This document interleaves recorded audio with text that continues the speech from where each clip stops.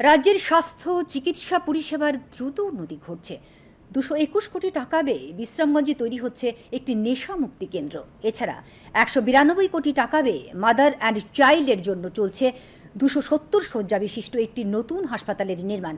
আজ দুপুরে তেলিয়ামুড়া চিত্রাঙ্গন্দা কলাকেন্দ্রে মুখ্যমন্ত্রী সুস্থ শৈশব সুস্থ কৈশোর অষ্টম পর্ব অভিযানের রাজ্যভিত্তিক অনুষ্ঠানের উদ্বোধন করে একথা বলেন মুখ্যমন্ত্রী ডাক্তার মানিক সাহা। অনুষ্ঠানে অন্যদের মধ্যে উপস্থিত ছিলেন রাজ্য বিধানসভার সরকারি মুখ্য সচেতক কল্যাণী রায়, স্বাস্থ্য দপ্তরের সচিব কিরণ গিত্তে, জেলার অতিরিক্ত জেলাশাসক অভিজিৎ চক্রবর্তী সহ অন্যান্যরা। অনুষ্ঠানে মুখ্যমন্ত্রী স্কুলের ছাত্রছাত্রীদেরকে নিজের হাতে বিভিন্ন ধরনের রোগ প্রতিরোধের ঔষধ প্রদান করেন।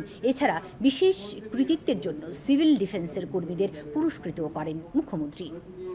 সত্যিকারের অর্থে যদি তাদের একত্রিত না হয় তাহলে কিন্তু আমরা তাদের উপর ভিত্তি করে নেক্সট জেনারেশন কার কাছে আমাদের এই রাজ্যটাকে আমরা দিয়ে দেবো, আমাদের দেশ কাদের উপর, সেই দেশ চালানোর যে স্বপ্ন সেটা কাদের উপর।